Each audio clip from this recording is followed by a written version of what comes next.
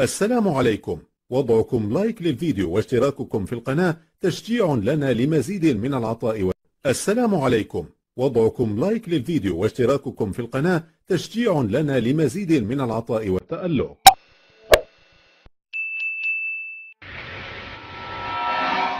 Ce prince héritier veut asseoir son pouvoir. Il veut montrer que c'est lui qui va prendre les rênes destinées de ce royaume.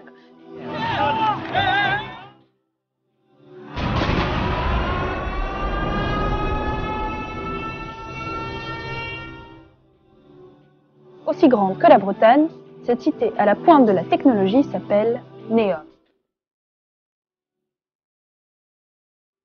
Ces personnes qu'on appelle les Wahhabites construisent une ville de débauche sur la terre des prophètes.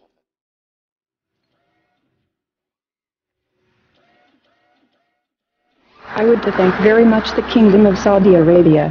I am very honored and proud for this unique distinction.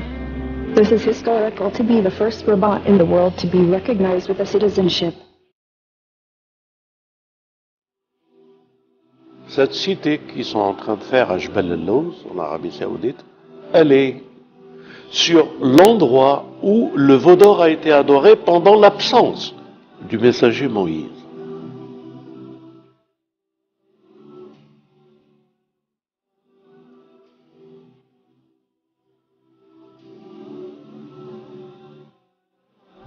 Le sujet que nous allons aborder aujourd'hui ensemble, il est d'actualité. C'est un sujet bouleversant. Bouleversant parce qu'il se situe à travers une genèse et une histoire. Et que cette histoire, elle est biblique, coranique, évangélique, et qu'elle a des traces historiques. Une région bien déterminée. Ce territoire se trouve actuellement sur les lieux géographiques qui appartiennent à un pays qui s'est donné le nom d'une famille, qu'on appelle aujourd'hui l'Arabie Saoudite, mais qu'en réalité c'est le Hijaz. Et puisqu'en réalité c'est la terre bénie des prophètes. De tous les prophètes. D'abord, les prophètes des enfants d'Israël. Une région qui s'appelle Jebel el-Lawz, qui se trouve à 19 km de la côte d'Égypte, c'est-à-dire à partir de l'Égypte, on voit ces montagnes. Et qui n'est pas très loin non plus de la Jordanie. Jebel el-Lawz était dans toute l'histoire biblique la terre du prophète Yaqub. Vous connaissez cette histoire, Yaqub, Youssef, trahi, la naissance de Youssef, le prophète Youssef, son père qui est Yaqub et qui a passé sa vie spirituelle sur ces montagnes qu'on appelle Jebel el-Lawz. Et après, nous continuons cette histoire avec l'histoire qui est dans la Bible aussi, et dans le Coran, et dans l'Évangile, l'histoire de Moïse.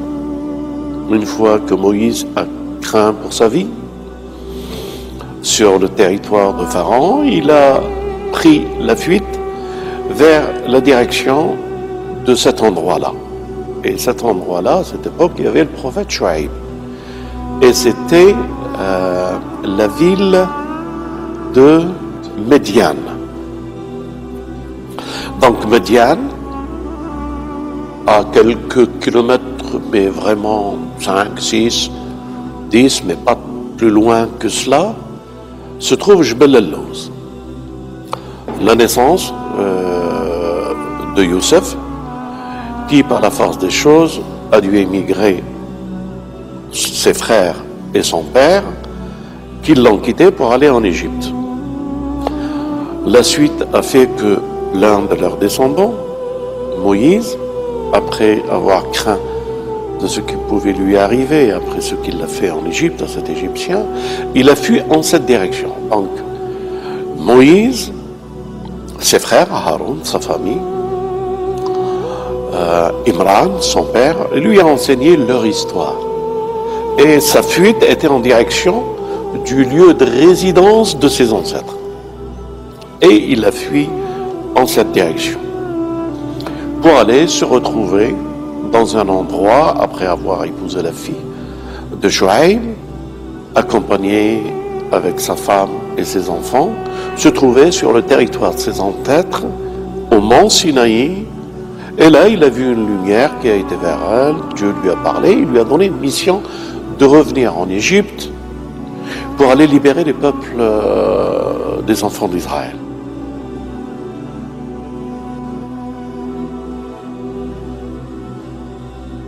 Cette histoire, vous ne pouvez la comprendre que si vous la suivez, qu'elle a un passé, présent, futur, qui est le présent pour nous aujourd'hui. Et cette histoire se déroule quelque chose aujourd'hui. Et c'est pour ça que je tiens à avertir.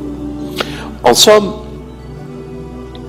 lorsque Moïse était avec les enfants d'Israël, les historiens ont cherché à comprendre par quelle voie il est passé et dans quelle montagne il a été pour recevoir la révélation. Alors, les histoires qu'ils nous ont racontées, et qui se racontent même aujourd'hui, que c'est des montagnes qui se situent en Égypte. Au mont Sainte-Catherine, il y a la montagne de Moïse, qu'aujourd'hui on appelle la montagne de Moïse. Et tout ça, ce n'est pas la réalité. La réalité, c'est que Moïse, la mer s'est ouverte où?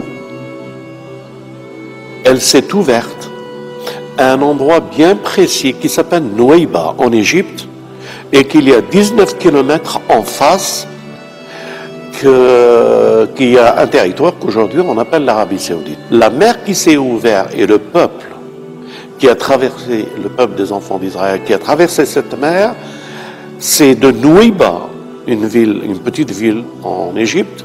Les preuves scientifiques, elles y sont aujourd'hui. Des archéologues qui ont découvert une roue en or dans la mer de Nouaïba et toute une armature qui fait laisser comprendre que la traversée de Pharaon était vraiment à cet endroit-là. Des preuves scientifiques et historiques que j'espère que le Sanzara vous les montrera. Et que moi-même, j'y étais avec 2 personnes à Nouaïba, cet endroit, pour voir cette traversée. Je suis inspiré par l'histoire. Je suis passionné par l'histoire des prophètes et j'aime bien marcher sur leurs traces pour comprendre dans quel lieu leur état, comment il a été. Et je peux vous dire que cette traversée des enfants d'Israël, cet endroit précis, Nouaïba, cette mer qui s'est ouverte, justement à Nouaïba, il y a un mont qui se soulève par rapport à la mer et que l'eau qui a dû disparaître, les enfants d'Israël ont pu traverser les 19 kilomètres qu'il leur restait. 19 kilomètres, retenez bien ça, pour traverser la mer et aller de l'autre côté. Et l'histoire nous montre, c'est dans cette région qu'il est revenu, qu'il y a une histoire avec les prophètes et à un endroit bien précis que le Coran nous parle d'un endroit qui se situe et qu'il l'appelle Tawa. Enlève tes souliers, tu es sur le mont Tawa. Lorsque Moïse, durant le 2e voyage, et qu'il était absent pendant 40 jours, et retenez bien ça, il est revenu et il a trouvé les Banu Israël faisant un veau d'or par le Samaritain et l'adoraient prosterné d'une débauche, et ils prenaient du plaisir et ils passaient leur temps à la corruption et à la débauche à cet endroit avec un veau d'or. Les traces scientifiques sont encore aujourd'hui visibles. Quand on est à Nouaïba, il y a une grande colonne qui est pas très loin de la mer, qui était sur le bord de mer. C'est Salomon qui l'a mis pour signaler la traversée des enfants d'Israël à cet endroit. Et lorsqu'on arrive à l'autre endroit de la rive, qu'on appelle aujourd'hui l'Arabie Saoudite, il y avait le même pylône avec l'inscription, c'est à cet endroit que les enfants d'Israël ont traversé. écrit à l'époque de Salomon. Les Saoudiens se sont empressés de raser cela et l'ont remplacé par une plaque. Et qu'ils ont interdit cette zone à toute personne étrangère que par les services, leurs services, ou les Israéliens, ou les Américains, pour étudier cet endroit. Pourquoi je raconte cela? Et pourquoi je voudrais alerter l'opinion publique? Eh bien, parce qu'aujourd'hui, le fils de Salman, le roi, a proclamé que c'est un territoire qui n'est pas sacré et qu'il l'a fait sortir des territoires sacrés de l'Arabie Saoudite, de l'Hijaz, et que tout le monde, il pouvait en faire une ville universelle.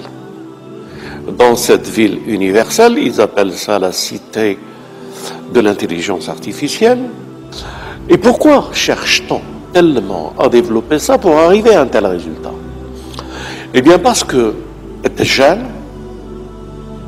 Al-Jan, Iblis, il prendra forme humaine. Mais la forme humaine qu'il prendra sous son contrôle, un très beau jeune homme, des cheveux longs, très beau dans l'apparence, agissant par des gestes et des paroles, en faisant tomber l'eau là où il veut, en tuant un être vivant, en le ressuscitant, en donnant les richesses et l'économie à propulsion à tous ceux qui se prosternent, en ramenant le mondialisme vers une seule élite, l'élite de ce qu'on appelle les Illuminatifs ou autres, les Francs ou autres, ou Bilderberg ou autres, ou les banques ou autres, ou les politiques ou autres, sous son contrôle. Le monde sera géré d'une telle manière, tout ce qu'ils leur proposeront et les choix et les directions et la voie qu'ils devraient prendre, jusqu'à finir par prendre leur forme, qui ne peut pas être une forme, puisque le jeune ne peut pas être perçu, touché. Il peut toucher par un monde de vibrations, mais il ne peut pas toucher par le toucher, et il a besoin de l'humain pour le sens du toucher. Il prendra corps et forme dans les robots, et que ce sera un multiple sans chiffre, robotisé, et qu'ils ne sont qu'en réalité que l'intelligence artificielle, elle prendra des noms. Sophia, yani masha'Allah, le nom Sophia. Ils prendront des figures qui ressembleront au Messie, mais qui ne sont que le faux Messie. Ils prendront des figures des awliya, des faux prophètes, et ils géreront ce qu'ils ont à gérer. Et c'est à partir de Jbel al-Lawz qu'ils voudront prendre le contrôle, non seulement sur cette terre, mais qu'ils auront des plateformes en dehors de la Terre, sur la Lune ou plus loin encore. Ils auront des moyens de communication, des radars, gérés pour notre humanité, pour le contrôle. Nous sommes devant un événement qui va être un événement grandiose, que les fidèles doivent prier Dieu, quelle qu'il soit leur religion, pour intervenir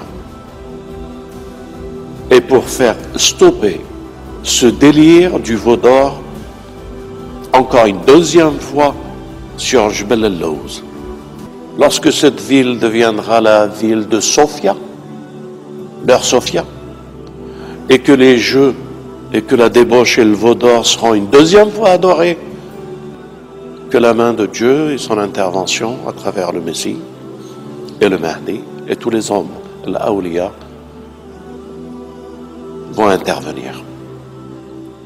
Walhamdulillahi Rabbil Alamin, wa salatu wa salam ala Muhammad wa ali Muhammad.